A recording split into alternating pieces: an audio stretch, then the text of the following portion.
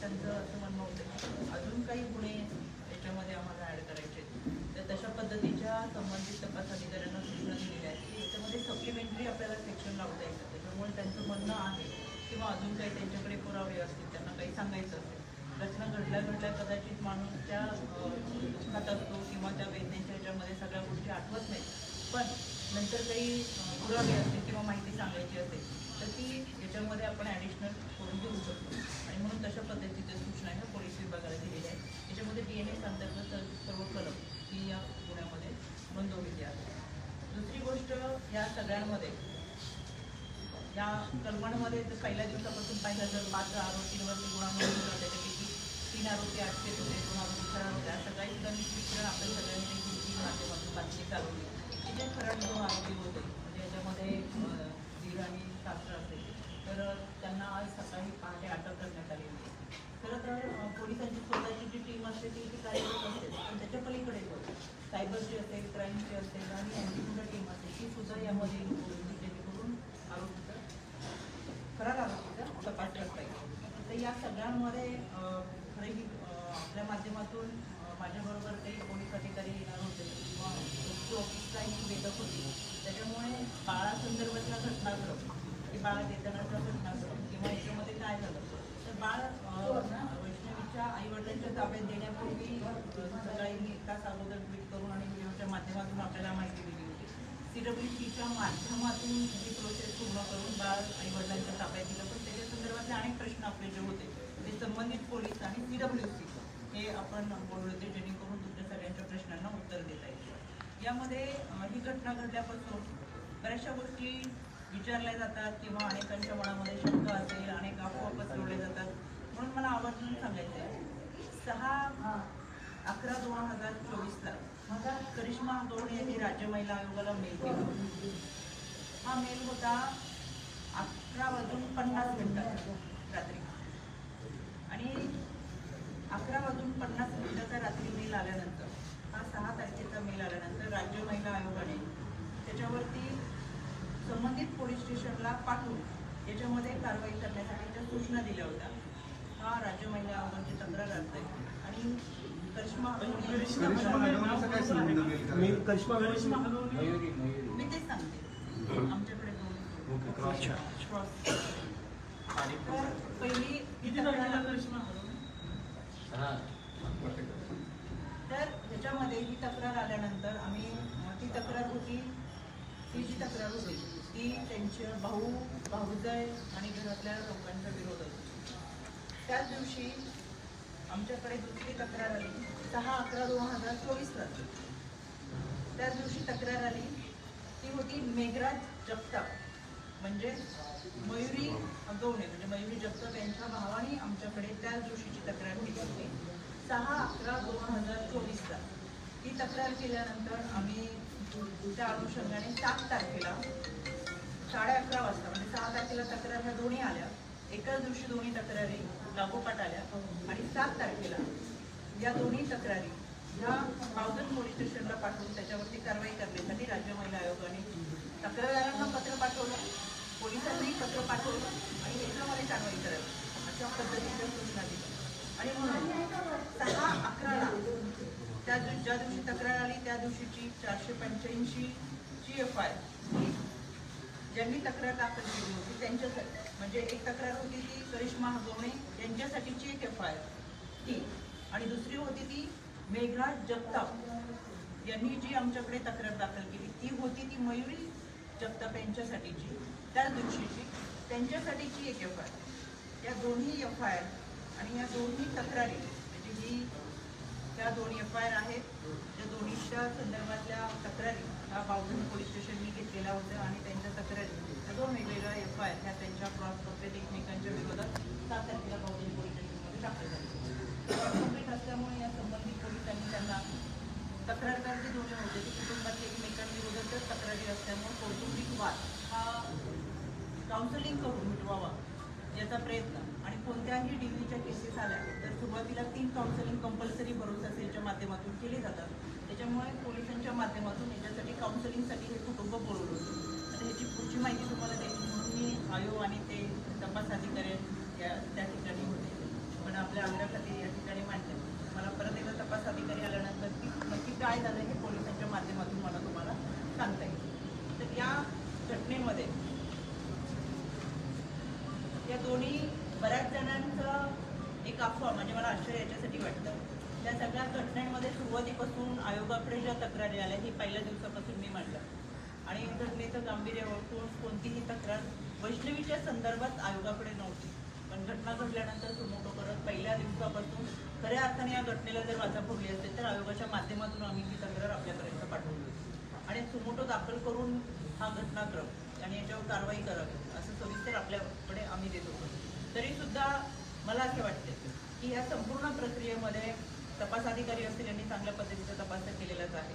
बाळाला पालकांकडे सुपूर्द करत असताना ही कोर्ट प्रोसिजर होती, याच्यामध्ये CWCच्या प्रोसेसच्या माध्यमातून पोलिसांनी केलेली कारवाई आपल्यापर्यंत दिलेली माहिती ही मी सविस्तर आपल्यापर्यंत मांडलेली आहे.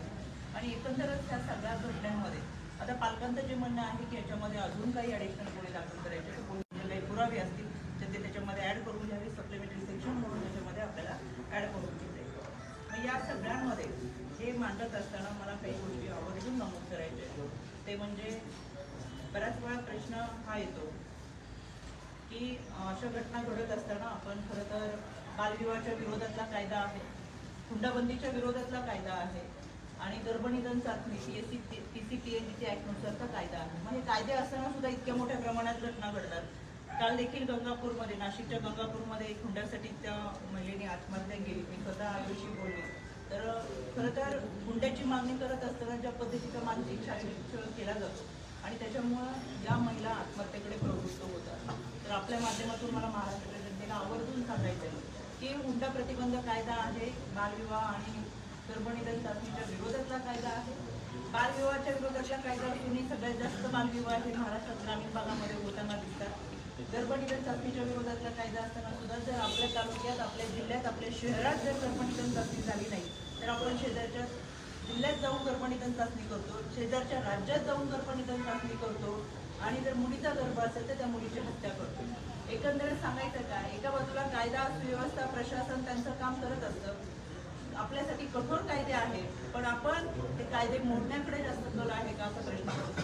आपल्या माध्यमातून मला आवर्जून विनंती करायची, हुंडा देणं आणि घेणं हा कायद्यानं गुन्हा आहे. त्याच्यामुळे कुठेही हुंड्याची मागणी केली तर आपल्या जवळच्या पोलीस स्टेशनमध्ये जाऊन त्याच्या संदर्भातला गुन्हा नोंद करा. अनेक वेळा आयोगाच्या माध्यमातून काम करत असताना अनेकांचं म्हणणं होतं, तुमच्या माध्यमातून म्हणते की महिला आयोगाच्या माध्यमातून आतापर्यंत मी आल्यापासून 3.5 वर्षामध्ये केसेसचा डेटा मला आवर्जून तुमच्यापर्यंत रिपोर्ट होते. 35,971 केसेस त्या माझ्या राज्य महिला आयोगाकडे आल्या. त्यापैकी 35,000 म्हणजे माझ्या मुख्य कार्यालयात फक्त आलेल्या, बाकीच्या समुपदेशन आमच्या सेंटरमध्ये आलेल्या, पुण्याच्या शाखेमध्ये आलेल्या, ह्या सगळ्या केसेस वेगळ्या आहेत. बांद्राच्या मुख्य कार्यालयामध्ये आलेल्या एकूण केसेस आहेत 35,971. त्यापैकी 35,282 केसेस आम्ही ह्या निकालात काढले. ज्यांना ज्यांना प्रश्न पडतो राज्य महिला आयोग काय करताय, आयोगाच्या माध्यमातून किती केसेस निकालात निघतात, त्यांच्यासाठी आवर्जून हा डेटा आहे. खरं तर मला हा डेटा दाखवायची गरज नव्हती, पण जिल्ह्याचा 2 दिवसात जास्त आवाज यायला लागला, त्याच्यामुळे हे दाखवणं गरजेचं पडलं. ज्यांना आयोगाच्या माध्यमातल्या अची सुद्धा माहिती नसती अशांना माझी तुम्हाला विनंती की अशांना प्रश्न विचारण्यापेक्षा मला प्रश्न विचारा, जे या प्रक्रियेमध्ये कुठेच सुरुवातीपासून नव्हते, जे प्रशासनाशी संबंधित नाहीये, जे विभागाशी संबंधित नाहीये, जे पोलीस यंत्रणाशी संबंधित नाहीयेत, जे CWCशी संबंधित नाही, जे आयोगाशी संबंधित नाहीयेत, अशा लोकांकडे आपण प्रश्न विचारल्यानंतर कदाचित त्यांना फार मोठी उत्तरं, लांबलचक प्रबंध लिहिल्यासारखी उत्तरं देतात आणि खरी माहिती कोणतीच नसते. म्हणून यांच्या या सगळ्या प्रश्नांच्या संदर्भात हा सगळा लेखाजोगा मांडण्याचं हे एकच कारण होतं. त्याचबरोबर मला आश्चर्य एका गोष्टीचं वाटलं, मला यशोमती ठाकूरांच्या आवर्जून तुम्हाला हे ट्विट पोस्ट दाखवायची आहे. त्यांनी काल ही पोस्ट केली, ही घटना घडल्यानंतर काल ही पोस्ट केली आणि या पोस्टमध्ये लिहिले, आम्ही सगळेजण वैष्णवी अगवणे यांना म्हणजे न्याय मिळाला पाहिजे, त्वरित पकडण्याची निपक्षपाती चौकशी करण्याची मागणी करत असं आहे असं लिहिले आणि खाली दिले की या माध्यमातून खरं तर महिला आयोगाने लक्ष घातलं पाहिजे, काय केलं पाहिजे, काय असं बरंच त्यांनी त्याच्यावरती त्यांची भूमिका मांडली. मला यशोमती ठाकूर ह्या माजी महिला मंत्री आहेत, एका महिला मंत्र्यांनी जबाबदारपणे वक्तव्य केलं पाहिजे. आयोग काय करताय हे त्यांना माहीत नाही. त्या 6 दिवसानंतर भानावरती आल्यानंतर काल एक पोस्ट करतात की वैष्णवीला न्याय मिळाला पाहिजे आणि मग त्या संदर्भात त्या बोलतात. तर मला एका जबाबदार व्यक्तीने आपण काय वक्तव्य करतो, काय लिहितोय हे जबाबदारपणाने मांडायला पाहिजे होतं आणि माहिती घ्यायला पाहिजे होती. निश्चितच त्यांच्या कालावधीमध्ये त्यांनी जेवढं काम केलं त्याच्यापेक्षा ते राज्य महिला आयोग चांगल्या पद्धतीचं काम करत आहे. या घटनांमध्ये 2 दिवसाच्या गौरवशाली महाराष्ट्र महोत्सवाच्या दौऱ्याच्या निमित्तानं मी कराड, सातारा, महाड अशा दौऱ्यामध्ये होते. ज्या दिवशी जाताना मला पत्रकारांचा फोन आला की तुम्ही आमच्या आजच्या लाईव्ह शोमध्ये येताल. तर मी सांगितलं मी आता जनता दरबारमध्ये माझ्याकडे 550 पेक्षा जास्त केसेस आहेत आणि प्रवासामध्ये मला शक्यता त्यांचा प्रॉब्लेम होतो कमी वाटते. तर तरीसुद्धा मला त्यांनी सांगितलं तुम्ही जिथं कुठे असाल तिथं या, आपण या माध्यमातून लाईव्ह जॉईन 8 वाजताच्या लाईव्हमध्ये 8:30 वाजता थोड्या वेळासाठी कनेक्टिव्हिटी आली, जॉईन झालो. कराडच्या भागात असताना प्रचंड पाऊस, वायफाय कुठेही नव्हतं किंवा रेंजचा प्रॉब्लेम असताना आणि या चर्चेत मी सुरुवात करण्यापूर्वीच किंवा मला कनेक्टिव्हिटी मिळण्यापूर्वीच मला ती कनेक्टिव्हिटी गेल्यामुळे मी कनेक्ट होऊ शकले नाही. पण त्याच्या माध्यमातून झालेली चर्चा किंवा त्याच्यावरती झालेली टीका मला आश्चर्य एका गोष्टीचं वाटलं की ज्या पद्धतीने बोललं गेलं तो भाषेचा स्तर हा फार खालवलेला होता. मला आवर्जून आपल्या माध्यमातून सांगायचं वैष्णवीला न्याय देणं ही आपली भूमिका महत्त्वाची होती आणि पहिल्या दिवसापासून मी स्वतः जर सुमोटो केला असेल, या केसमध्ये मी आयोगाच्या संपर्कात असेल, मी स्वतः याच्या कारवाईचा पाठपुरावा करत असेल तर प्रत्येक ठिकाणी तुमच्याशी संपर्क साधण्याचे जितकं माझं उत्तरदायित्व आहे तितकंच की भाषेचा स्तर सुद्धा आपला चांगला असला पाहिजे. मला आवर्जून या माध्यमातून वैयक्तिकरित्या कोणी टीका करत असेल तर त्यांना मला या माध्यमातून आवर्जून सांगायचं वैयक्तिक टीकेची उत्तरं ही मला सुद्धा देता येतात. तर ते संस्कार आमच्यावरती नाही. थेट आरोप केलेत विरोधकांनी तुमच्यावरती की कामाच्या माध्यमातून हे सगळं करत असताना आवर्जून मला सांगायचं आहे की आयोगाची प्रतिभा फार मोठी आहे, त्याची गरिमा फार मोठी आहे. आयोगाच्या पद्धतीने काम करते आणि म्हणून मला आज हा कागद दाखवावा लागला की 35,000 केसेसचा निपटारा हा फक्त एका केंद्रातून होतो. महाराष्ट्रातल्या सगळ्या केंद्रातून केला तर लाखाच्या वरती केसेस आम्ही यांचा निपटारा केलेला आहे. त्याच्यामुळे आयोगाची भूमिका ही मी तुमच्यासोबत मांडली. तुमचे काही प्रश्न असेल तर थेट तुमच्यावरती आरोप केलेला आहे. थेट तुमच्यावरती आरोप केला कार्यक्षम आहे. तुम्ही ज्या पक्षामध्ये आहात त्या पक्षाकडून राजकीय दबाव होता म्हणून सगळी प्रोसेस लेट झाली असा थेट आरोप विरोधक करतात. 1 वर्षापूर्वी विरोधकांचं काम विरोध करणं असतं आणि विरोधकांनी आमच्यावर टीका केली तरच त्यांना प्रसिद्धी मिळू शकते, तरच त्यांची बातमी होऊ शकते आणि म्हणून विरोधक टीका करतात. विरोधकांच्या टीकेला एकच उत्तर आहे. मला असं वाटतं की जो सुमोटो मी दाखल केला होता तो विरोधकांना सुद्धा माहीत नव्हता. विरोधक काल परवा बोलायला आले. पहिल्या दिवशीचा जो सुमोटो होता आणि त्या माध्यमातून कारवाई करा असं पोलीस स्टेशनला पत्र आणि स्वतः माझा पाठपुरावा आहे. जर कोणताही राजकीय दबाव असता तर सुरुवातीला सुमोटो केला नसता. सुमोटोच्या केसमध्ये मी स्वतः अर्जदार आहे या केसमध्ये. त्याच्यामुळे आणि ज्या वेळेस माझ्याकडे तक्रारी आल्या 6-11च्या दरम्यान दोन्ही तक्रारी आल्या, ह्या दोन्ही महिलांच्या तक्रारी होत्या. त्याच्यामुळे दोन्ही बाजूंनी दोन्ही महिला त्या तक्रारदार असल्यामुळे महिलांच्या संदर्भातला विषय असल्यामुळे आमच्याकडे भरोसा सेलच्या माध्यमातून कुटुंबाचा विषय असेल, कौटुंबिक विषय असेल, शेवटी कुटुंब हे समाजाचा पाया आहे आणि हा पाया टिकला तर कुटुंब व्यवस्थित चालेल म्हणून समुपदेशनाच्या माध्यमातून काउन्सिलिंग करून कुटुंब एकत्र आणण्याचा प्रयत्न आपण करत असतो. आणि म्हणून सुरुवातीच्या कालावधीमध्ये सुद्धा 6 तारखेला आलेल्या केसेस 7 तारखेला आपण FIR करतोय. 6 तारखेला आलेल्या केसेससाठी 7 तारखेला मेल पाठवून कारवाई करण्याच्या सूचना देतोय. 24 तासातली तत्परता ही राज्य महिला आयोगाची आणि म्हणून विरोधकांनी केलेले आरोप हे मी खोडून काढते. त्याला फारसं महत्व नाही. स्वतःच्या प्रसिद्धीसाठी जर आरोप करत असतील तर ते चुकीचे आहेत. जी मोठी सून आहे मयुरी, त्यांनी गंभीर आरोप केले. जगताप जी आहे, जी मोठी सून आहे, तिचे फोटो देखील होते की तिला रक्तबंबाळ असतो, कपडे फाटोस्तर मारलं. तुम्ही म्हणता मेलद्वारे तिच्या भावाची तक्रार आली. जर त्यावेळेसच कडक कारवाई पोलिसांनी केली असती तर आज वैष्णवी आपल्यात असते असं वाटत नाही. म्हणूनच तीच FIR मी तुम्हाला दाखवली.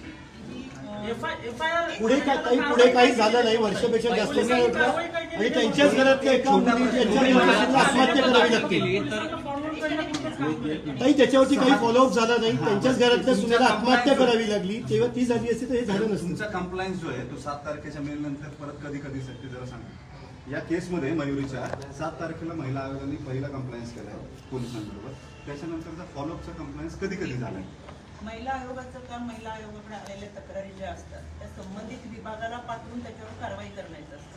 FIR दाखल करणं हे पोलिसांचं काम आहे आणि FIR दाखल केल्यानंतर इन्व्हेस्टिगेशनमध्ये जे पुरावे येतील ते विधी सेवा प्राधिकरणाकडे सादर करून त्याचा निकाल कोर्टाने देणं अपेक्षित असतं. एकच काम एकच विभाग कधीच करू शकत नाही. त्याच्यामुळे आयोग फायर केले इथपर्यंत काम केल्यानंतर पुढची जबाबदारी विधी सेवा प्राधिकरणाच्या माध्यमातून कोर्टाच्या प्रोसेसची. त्याच्यामुळे याच्यामध्ये आयोगाने सांगितल्यानंतर FIR दाखल झालेले आहे. दुसरी गोष्ट म्हणून मी तुम्हाला सांगत होते की प्रेस 1:30 वाजता SP ऑफिसला, Paud police station, Bavdhan police station, PCMC police आयोग हे सोबत असताना मला तुमच्या ह्या प्रश्नाचं उत्तर देता आलं असतं. पण तुमच्या आग्रह खातीर मी तिकडची प्रेस सोडून इथं बसली, माझ्याबरोबर कोणतेही अधिकार नाही.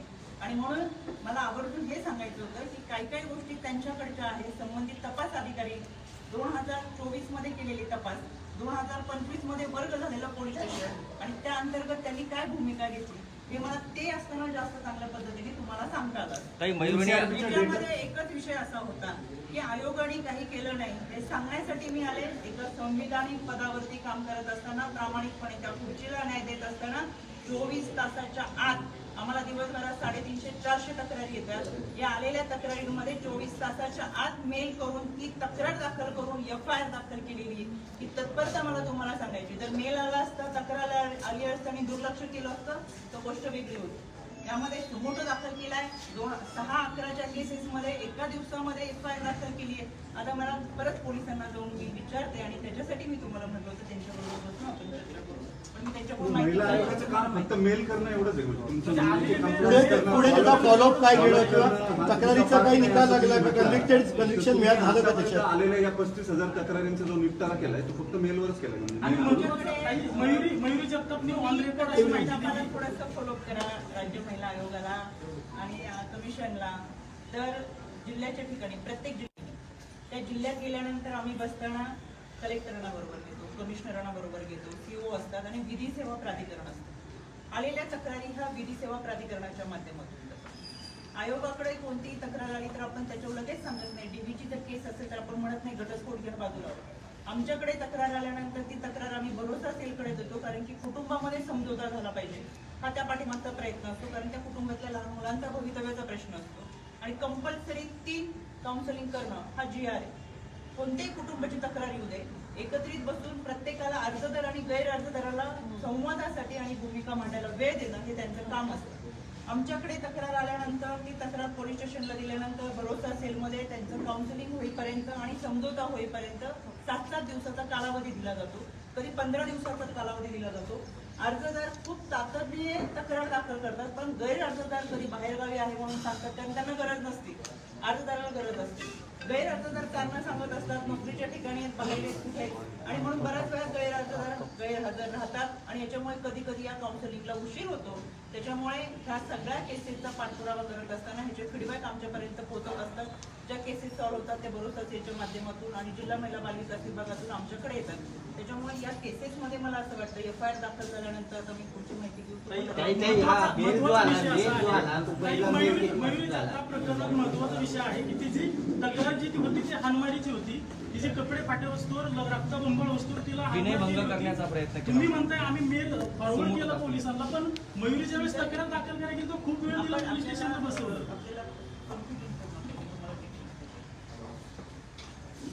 मयुरी जगतापांची त्यांनी स्वतः तक्रार आमच्याकडे केली नव्हती. एक महत्वाचा मुद्दा मला तुम्हाला सांगायचा आहे. आमच्याकडे जी तक्रार आली ती मेघराज जगताप नावाने पुरुषांनी तक्रार केली तरी सुद्धा आम्ही ती आमच्याकडे महिलेच्या संदर्भात आहे आणि त्यांनी याच्यामध्ये काय त्रास झाला, कसा झाला असं ते दिलेलं आहे. आता ते वाचून आपल्याला नाही पाहिजे पण मुद्दा असा आहे ताई, मुद्द्याचं मेल महिला आयोगाने मेल करून देखील पोलिसांनी तिला 5 ते 6 तास रखडत ठेवलं तिथं पोलीस स्टेशनला तिची तक्रार दाखल करून. तुम्ही आता SP ऑफिसला ब्रीफ घेतलाय मयुरीच्या केसचं. 241 दिवस झाले, कोर्टामध्ये चार्जशीट गेले नाही. तुम्हाला काय सांगितलं दोन्ही बाजूच्या पोलिसांनी? ते का झालं नाही? तुम्ही जाऊन आला एसपीला आणि PCMCकडे हा विषय जो ग्रामीणला आधी होता तो बावधनचा विषय वर्ग होईपर्यंत ग्रामीण भागाला होता. त्याच्यामुळे त्यांनी ती आतापर्यंत चार्जशीट दाखल करणं गरजेचं होतं. का चार्जशीट दाखल झाली नाही? मला राज्याचे गृहमंत्री यांना विनंती करायची की तातडीने अशा केसेसमध्ये चार्जशीट दाखल करून त्यांना कोर्टाच्या माध्यमातून न्याय मिळाला पाहिजे. न्याय मिळाला पाहिजे याच्यासाठी खऱ्या सूचना आता त्या विभागाला गेल्या पाहिजे. इतक्या दिवसांच्या चार्जशीट का होत नव्हतं तर पोलिसांनी ती आपली माहिती त्यांच्यासमोर दिली आहे. त्यांनी एकच वाक्य सांगितले की जेव्हा तक्रार दाखल झाली तेव्हा पौड पोलीस स्टेशन आमच्या दोन्ही कुटुंबियांना एकत्र म्हणून आमची मध्यस्थी केली आणि आमचा हा विषय त्यावेळेस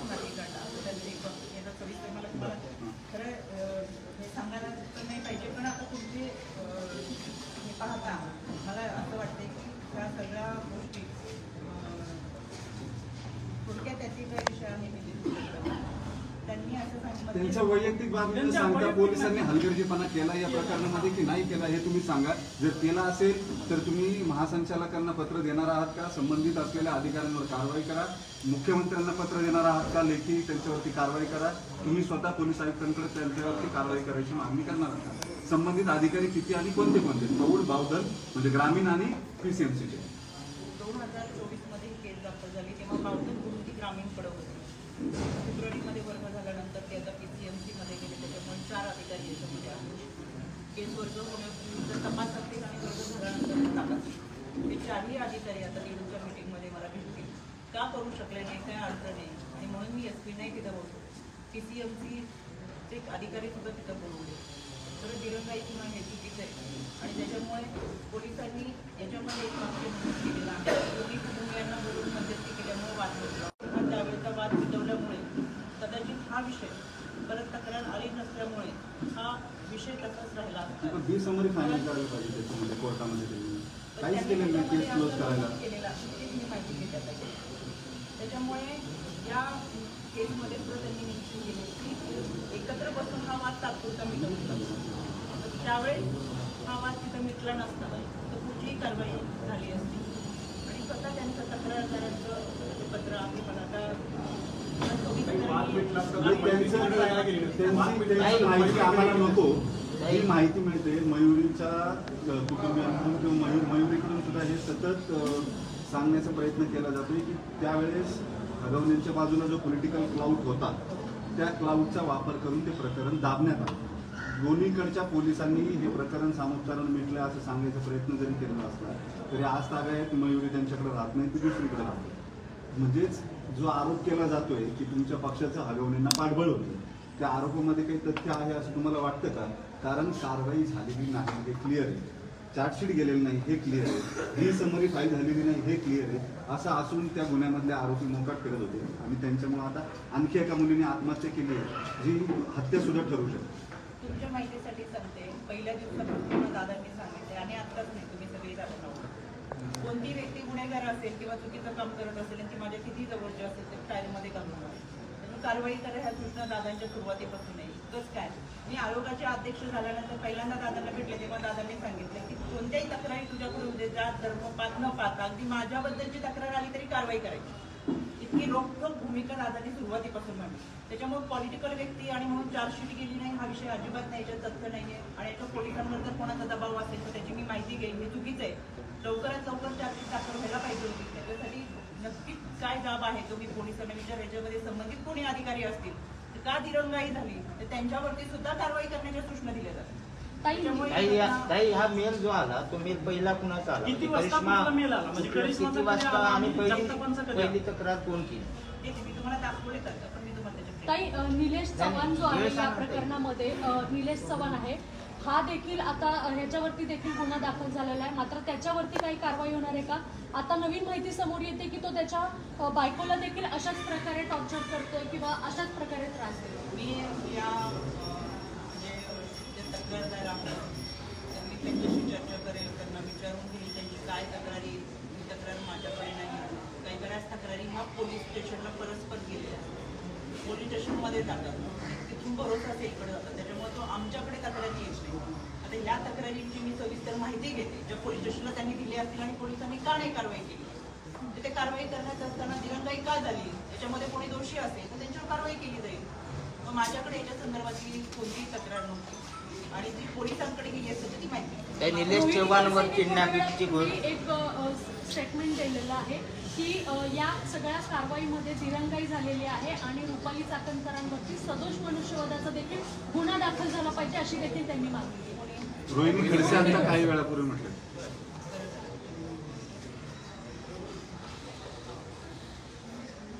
रोहिणी खडसेंचे PS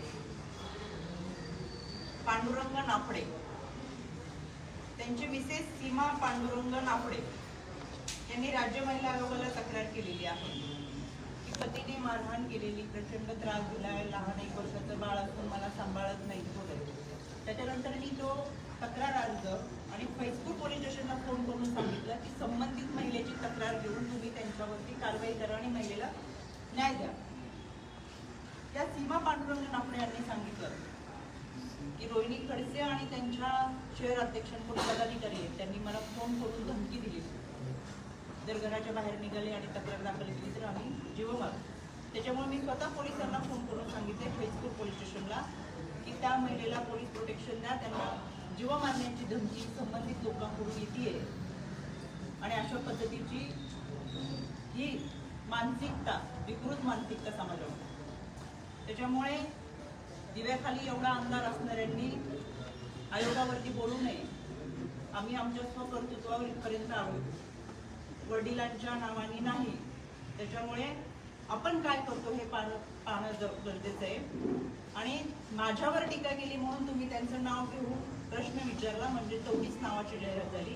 रुपाली चाकणकरवर टीका करून जर बातमी होत असेल तर ह्या लोकांना तितकं समाधाने, बिचाऱ्यांचं वाईट वाटतं. सत्तेत नसल्यामुळे लोकांसमोर जायला, जनतेची कामं करायला कोणताही मार्ग नाही.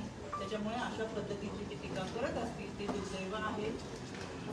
त्यांचा गेलेला आत्मविश्वास आणि खचलेली मानसिकता ह्याचं ते लक्षण आहे. त्यांनी हे नाफडे प्रकरणामध्ये काय केले ते सांगा. ताई नीलम गोरेने सुद्धा म्हटलंय की महिला आयोगाने कार्यपद्धती स्वीकारावी, त्याला काही मर्यादा सुधारावी आणि त्याला काही मर्यादा आहेत. त्यामुळे तुम्हाला पण वाटते का काही काउन्सिलिंग केल्यानंतरची घटना आहे, म्हणजे ते काउन्सिलिंगचा वेळ, त्याच्यानंतर एखाद्याचा जीव जातो, मग त्याचा काही उपयोग होत नाही ना. नीलमताई अगदी योग्य बोलले, कारण की पूर्वीची लोकसंख्या होती आणि 25-30 वर्षांपूर्वीचं आयोग जे होतं हे त्यावेळेच्या 6-7 कोटी लोकांच्या लोकसंख्येनुसार असेल. 25-30 वर्षानंतर लोकसंख्या वाढली, आता 12.5 कोटी लोकसंख्येच्या महाराष्ट्रामध्ये आपण राहतो. तक्रारदार संख्येची, महिलांची संख्या वाढली, पण आमच्या आयोगाची इमारत, आमच्या आयोगाचा स्टाफ, आमचे आयोग मात्र वाढलेले. म्हणून उलट या माध्यमातून नीलमताईंनी याच्यामध्ये काम केलेलं आहे. आम्हाला काउन्सिलिंग सेंटर आहेत, पण हे काउन्सिलिंग सेंटरची संख्या वाढवणं, काउन्सिलिंग सेंटरच्या माध्यमातून ज्या केसेस येतात त्यांचा काउन्सिलिंगचा 7 दिवसाचा कालावधी असतो, तो कमी करता येत नाही, पण लवकर न्याय देण्याची भूमिका ही सगळं करणं फार गरजेचं आहे. वाढती लोकसंख्या, वाढते नागरिकांचे प्रश्न, वाढत्या समस्या, वाढती ही विकृत मानसिकता आणि त्याला तोंड देत असताना निश्चितच आयोगाच्या माध्यमातून काम करत असताना आम्हाला अनेक ठिकाणी यंत्रणेमध्ये काम करत असताना लिमिटेशन येतात, पण या यंत्रणेमध्ये वाढ करत असताना ज्या पद्धतीचं आधुनिक पाठबळ मिळतं ते चांगल्या पद्धतीचं काम आयोगाच्या माध्यमातून अजूनही होईल. आणि दुसरी गोष्ट, काही झालं तरी आयोगाच्या नावाने प्रश्न तुम्हाला जेव्हा विचारला जातो तरी मी माझ्या आयोगाचं यश आहे, माझ्या कामाची पावती आहे. कारण की कुठेही काही झालं तरी आयोग काय करतोय हे जनसामान्य विचारतात, पण त्याच्यापेक्षा विरोधक आधी विचारतो आणि विरोधकाला खात्री आहे की ही केस जर आयोगाकडे गेली तर त्याचा निकाल लागेल, व्यवस्थित निष्कर्ष निघेल आणि ही माझी जमेची बाजू. राज्य महिला आयोगाच्या दादांनी सांगितले ज्यावेळेस तुम्ही महिला आयोगाच्या अध्यक्ष झाला की कुणाचीही तक्रार आली तरी ती त्याच्यावर कारवाई करायची, अगदी माझ्या विरोधात आली तरी कारवाई करायची. मग करुणा मुंडेंनी तुमच्याकडे तक्रार केली होती, त्या तक्रारीचं नेमकं काय झालं, काय कारवाई झाली त्याच्यावर? काय झालं अजिंक्य, बहुतेक तुमच्या लक्षात असतील काही गोष्टी त्याच्यासाठी मी स्वतंत्र खूप व्यवस्थित प्रेस घेतली होती आणि माझ्याकडे त्यांच्या 3 तक्रारी दाखल झाल्या होत्या. तक्रारींचे कागद मी घेऊन येऊन तुमच्यासमोर प्रेसला होते, पण बहुतेक आता तुम्ही तुमचे युनिटचे वेगळे चेंज झाले असतील लोक. आणि त्यावेळेस मी सविस्तरपणे सांगितलं होतं. पहिली तक्रार त्यांची राजगुरुनगरची होती, ती राजगुरुनगरची केस निकालात निघाली आणि ती दुसरी केस होती त्याच्यामध्ये त्यांच्यावरती कोणीतरी अश्लील व्हिडिओ करते, कमेंट्स करते, धमकी देते अशी एक होती, ती सायबरकडे पाठवली. त्या संबंधित व्यक्तींना सुद्धा शिक्षा झाली, ती केस निकालात निघाली. तिसरी केस जी माझ्याकडे होती ती कोर्टात चालू होती. कोर्टाच्या उच्च न्यायालयामध्ये चालू असलेल्या केसेस, आम्ही सुद्धा हे संविधानिक पदावरती दिवाणी न्यायालयामध्ये काम करतो. कोणत्याही कोर्टाच्या केसेसमध्ये आम्ही हस्तक्षेप करत नाही. त्याच्यामुळे तिसरी केस ही कोर्टातली असल्यामुळे त्या कोर्टाच्या माध्यमातून ती केस चालू होती. त्याच्यामुळे अजिंक्यजी तुम्ही आता हे व्यवस्थित रेकॉर्डवरती घ्या आणि मागचे असे प्रश्न ज्यांची उत्तरं दिली आहेत, व्यवस्थित प्रेस घेतली ती पुढे आणून त्याच्यातून साध्य काही होणार नाही. आयोगाने त्यांची भूमिका व्यवस्थितरित्या प्रत्येक ठिकाणी पार पाडलेली आहे, पण केवळ आणि केवळ आयोगावरती बोलणं हे ते कलमी कार्यक्रम आणि त्याच्यावरती पेमेंट घेऊन जर कोणी ट्रोल करत असेल आणि बोलत असेल तर ही विकृत मानसिकता, हे हुंड्यासाठी छळ करणाऱ्यांच्या मानसिकते इतकेच दोषी आहेत. तुम्ही ते बाळ CWCने दिलं असं म्हटलं, ही फॅमिली अज्ञातांनी दिलं असं त्यांनी सांगितलं. मी तुम्हाला तिथे गेले की आता CWCचे जे आहेत ते लोक ताई पण बाळ देताना पण बऱ्याच अडचणी आल्या त्यांना. बाळ देताना पण बऱ्याच अडचणी आल्या. गण दाखवण्यात आली निलेश चव्हाण. अडचणी आहेतच. पण ते अज्ञात व्यक्ती कोण होते म्हणते की पोलिसांना कोर्ट प्रोसेस आहे. हा. टेक्निकली तुम्ही सगळे विषय समजून घेणं फार गरजेचं आहे. बाळ आज त्या कुटुंबातून देताना हिला कोर्ट प्रोसेस आहे सगळी. नाही, ती आणि केली आहे निलेश का? चव्हाण कोण होता हे ती केली आहे का? कोर्ट प्रोसिजर झाली आहे का या केसमध्ये? मला आता तिथं मला डिटेलमध्ये सांगायची होती की ती बाळ लवकर ताब्यात देण्यासाठी आपण काय आणि कसे केलं तर CWCच्या माध्यमातून तुम्हाला आम्ही तिथं सांगतो. पण निलेश चव्हाण कोण नाही, होता? नाही, तुम्हाला माहिती त्या असेल ना. बाळाचं थांब रे 2 मिनिटं. तुम्हाला माहिती असेल ना प्रोसेस काय झाली. तुम्ही आधीच ट्विट केलेलं होतं. प्रोसिजर फॉलो करून बाळ दिलंय असं तुम्ही म्हणताय. मग ते नेमकं काय झालं? कुणी दिलं? कोर्टाची ऑर्डर काय होती? कस्टडी कुणाकडून कुणाकडे कोर्टाची ट्रान्सफर? ऑर्डर एवढ्या लवकर होते. मग स्पष्टपणे तुम्हाला सांगतो एका दिवसात कोर्टाची ऑर्डर कशी होईल? मग ते निलेश नाही, चव्हाण कुटुंबाला ही माहिती का नाही दिली असताना CWC? मला असं वाटतं की आपल्याला वैष्णवी हगवणे या प्रकरणामध्ये न्याय द्यायचा आहे. त्या गोष्टी माहीत असताना सुद्धा आपण न्याय देण्यासाठी आउट ऑफ पेज जाऊन जर काही चांगल्या गोष्टी करत असेल तर आपण सहकार्य करणं ही आपली जबाबदारी आहे. आणि या सगळ्या प्रकरणामध्ये सुरुवातीपासून प्रत्येक गोष्टीची अपडेट तुमच्यापर्यंत पोहोचवत असताना काळ द्यायला उशीर झाला असलं तरी प्रश्न विचारणारे तुम्ही काळ आउट ऑफ पेज जाऊन प्रत्येक आपण तुम्हाला देत असताना सुद्धा जर दिली तर का दिली कशी दिली हा प्रश्न आहे. साहजिकच आहे तुमचा प्रश्न विचारणं हे काम आहे. पण म्हणून मी तुम्हाला परत सांगते हे सगळे अधिकारी मी 3 वाजता SP ऑफिसला बोलवले जेणेकरून तुम्हाला या प्रश्नांची उत्तरं देता येतील. पण त्याच्या पुढे जाऊन तुमचं असं वाक्य होतं तुम्ही इथं प्रतिक्रिया दिली नाही तर आम्ही असं करू म्हणून मी इथं बसले. नाही, आम्ही काय करू असं आम्ही म्हटलं नाही. तुम्ही चुकीचं ब्रीफ देऊ नका. नाही नाही, आम्ही असं काही म्हटलं नाही तुम्हाला. तुम्हाला पूर्ण मुभा दिली होती. तिकडे घ्यायची तिकडे घ्या किंवा इकडे नाही तर हां. मग अशी कोण मी तुम्ही न बोलता निघून गेलात असं कोणी बोलते हे पण बोलले हां, काय काय नाही नाही एक जर बोलले की तुम्ही न बोलता निघून गेला अशी आम्ही बातमी चालू. त्याच्यामुळे ठीक आहे. पण मला एवढंच सांगायचंय की ह्या सगळ्या गोष्टी मी परत परत का सांगत होते कारण माझ्याबरोबर संबंधित अधिकारी तिकडे ताई तुम्ही इथं होते. भेटायला आला तर इथंच हे बोलला. सगळं- ताई तुम्ही SP ऑफिसला ऑलरेडी जाऊन आलात. तिथं ब्रीफ घेतले. CWCच्या लोकांशी तुम्ही काल ट्विट केलं. त्याचा अर्थ प्रोसिजर काय झाली ते तुम्हाला माहिती आहे. तुम्ही SP ऑफिसला कधी गेले? येण्यापूर्वी तुम्ही ब्रीफ घेऊन आलात तिथून. तुमच्याकडे या केसचं सगळं ऑलरेडी ब्रीफ आलेलं आहे. केस बावधनकडे गेलेली आहे ती. मी SP ऑफिसला जायचंय मला आता आणि म्हणून मी SP नाही इकडे बोलवलं. चुकीची माहिती सांगू नका. बाळ द्यायची प्रोसिजर पण तुम्हाला माहिती आहे काय झाली आहे काय नाही. तुम्ही त्या CWC वर ढकलताय तुम्ही. एक तास अगोदर नाही, ट्विट केलं होतं ताई. मी तुम्हाला तेच सांगितलं. मी दौऱ्यातून इथं आली महाडवरून इथं आली. मला SP ऑफिसला तुमच्यासाठी सोबत जायचं होतं तिथं भेट दिल्यानंतर आणि तसं ठरलेली मेसेजही तुम्हाला आहे. ताई पण 6 दिवस ते बाळ त्यांना चुकीची देण्यात माहिती येत नव्हतं. एका महिलेला न्याय देणं माझ्यासाठी फार महत्वाचं आहे. त्याच्यामुळे चुकीची माहिती देऊ नका. मी SP ऑफिसला गेलेली आहे तुमच्यासाठी तुमच्यासोबत SP ऑफिसला आणि सगळे अधिकारी तिथं बोलवले. तुम्ही माहिती घेताय. तुम्हालाही कल्पना आहे. तुमचे बरेच लोक युनिट घेऊन तिकडे थांबलेले. त्याच्यामुळे प्लीज माझी तुम्हाला रिक्वेस्ट आहे की ह्या गोष्टी होत राहतात बाकीच्या. पण ह्या मी स्वतः ज्यावेळेस ही केस कोणालाही माहिती नव्हती त्यावेळेस मी स्वतः सुरुवातीला सुमोटो करण्याचा पाठपुरावा. त्याच्यामुळे बाकीच्या गोष्टींचे आरोप हे विरोधक ते करत राहणार ते त्यांचं काम आहे. मला त्याचं काही वाटत नाही. विरोधकांना मी शून्यापेक्षा जास्त महत्व देत नाही कारण की त्यांच्याकडे कोणते पुरावे नसतात आणि त्यांनी स्वतः कुठलाही प्रयत्न केलेला आहे. 6 दिवसांनी ट्विट करून एखादी व्यक्ती म्हणती वैष्णवी हगवलेला नाही पाहिजे पण आयोग काय करतोय त्यांनी मला विचारावं आयोग काय करतो सुरुवातीपासून मी याच्यामध्ये. आणि म्हणून मला तुम्हाला आवर्जून सांगायचंय या सगळ्या घटनेमध्ये वैष्णवी हगवणे त्यांच्या कुटुंबियांना न्याय देत असताना आणि अशा घटना घडू नयेत. मी काय आज फक्त इथे येऊन बोलत नाहीये. गेल्या 3.5 वर्षांमध्ये आमच्याकडे पुरावे. मी जसं तुम्हाला 35,000 केसेस दिलं रेकॉर्ड वर्ष 35,000 केसेस हे सोडवणं सोपं नाही. एक केस एका पद्धतीची नसते. विधी सेवा प्राधिकरणाची असते. DVच्या संदर्भातले असते. DV इंटरनेटच्या संदर्भातले असतात. काउन्सिलिंगचे असतात. रेप केसेस असतात. रेप मर्डर केसेस असतात. वेगवेगळ्या प्रकारच्या केसेसमधून आम्ही त्यांना न्याय दिलेला आहे. आणि म्हणून मला आवर्जून सांगायचं या सगळ्या घटनेमध्ये न्याय देण्यासाठी